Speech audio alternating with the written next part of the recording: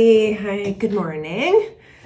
We're going to talk about the second level of evolution in the Michael system. So they call it the baby soul. So we went from yesterday, we talked about the infant souls, like the true firstborn souls that were a blank slate that had never had a human life before. And now we have moved into the baby souls. And the fellow writing the articles that I was reading said that they could have been called the teen souls because they feel like they have it all figured out. It's their way or the highway, and it's like me and a bunch of other me's, and everybody should do it the way I do it because they are very fundamental, religious, very conservative. You don't break the rules. You do what you're supposed to. You do it the right way. There's a real strong attraction to the fundamental religions where there's salvation and there's damnation, and it's black and it's white, and you keep yourself on the center path. So very, very strict with themselves, very, very tidy and not a hair out of place. Like this whole section of the baby soul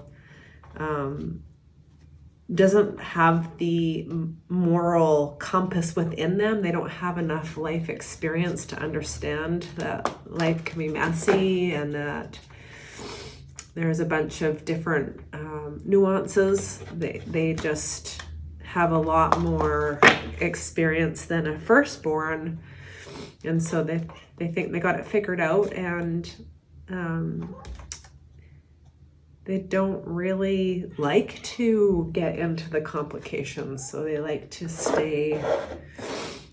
keep it pretty simple, I guess is a good way to put it. Like still like working with the children, the jobs involving children, pets, low entry level jobs, nothing with too much responsibility.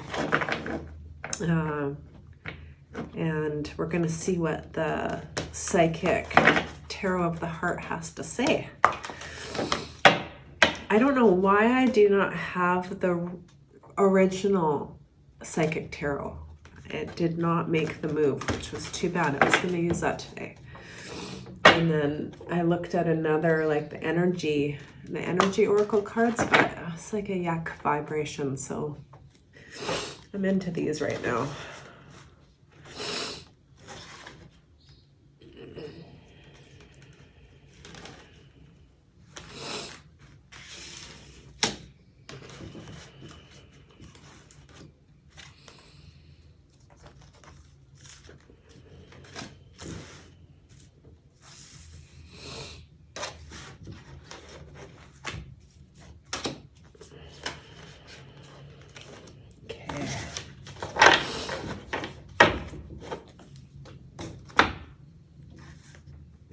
See if I can go for 100% at getting the nurture card.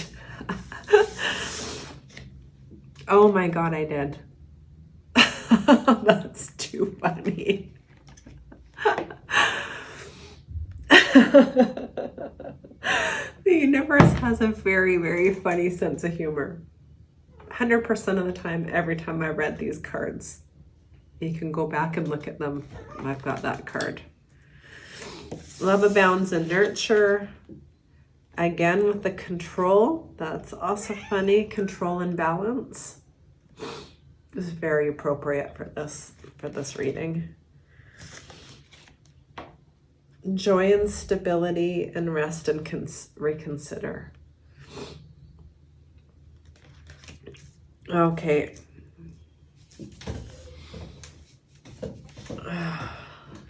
That is so funny, that nurture.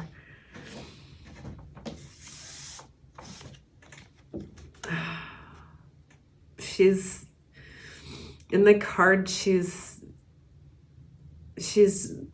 learning how to channel the elemental frequency of the earth, the livingness, the alive energy that's all around us, that that Tesla was tapped into, that could light bulbs, electricity that was in the earth, that we could have free energy. And she's running that frequency through her body and has a light glowing through her body, and this inner sun is awakening. So this sense of, as a baby soul, this sense of starting to master and understand the physical and running that frequency through you, and kind of getting used of being a human and what that means, and starting to think, yeah, this is the way you do it, like more of a comfort. Of course, not to this level of understanding this God within concept. It's a outer character this is the way to do it, this is the way not to do it, and I'm going to follow the rules and stay right down the middle path. Love abounds is beautiful. I feel like they're still so close to source, that they still have this freshness about them. They're not weary souls that have been around and around and around and just want to give up sometimes. They really have this enthusiasm for life, this, I got this figured out, this is just so easy, why don't you guys just listen to me and do it this way? And then this real like balancing act, like, I've come into this control mechanism, this is how the system works, and I've got to balance myself. I mean, this is actually, if I pulled one card for the baby souls, this would be it. You know, they're walking the fine line between right and wrong. Only that right and wrong isn't coming from their own deep inner experiences, and it's not channeling from their own guides and higher sources. It's taking at face value after being born and forgetting everything they know. It's what the churches are telling them. It's what politics are telling them. It's, you know, thou shalt not break those rules or you will be punished. So they are really trying to conquer their life and ace it and do what they're supposed to do. So it's pretty cool. And then there's this joy and stability and this rest and reconsider. So, I mean, I would tend to feel like this is like near the beginning of these stages of a baby soul, and this is near the end of these stages of the baby soul, or like perhaps in the high moments and in the low moments. Like there's this very raw connection between being rewarded for and connected, like in their churches when they're singing the holy prayers and they're feeling connected to this community and this light and this love. And then they maybe feel like they've broken a commandment and they are feeling isolated and they're reconsidering their worth, or is that really right? Like a questioning, I guess. It's it's like this balance here is creates joy and stability in them. It makes them feel like that love is all around them. And this is card 4 and 14, so there is like a very and 9 and 10. So we've got a bit of a dynamic here where we're butting up against a control that they're not familiar with. I mean, they are still very fresh and like a baby, and they want to be good and they want to do what they're supposed to. And there's a lot more here. There's 22% of the population around, they're saying, is in this stage versus the 1% of true firstborn souls, the infant souls. So a larger chunk of humanity that's in this stage. And but they're still very much kind of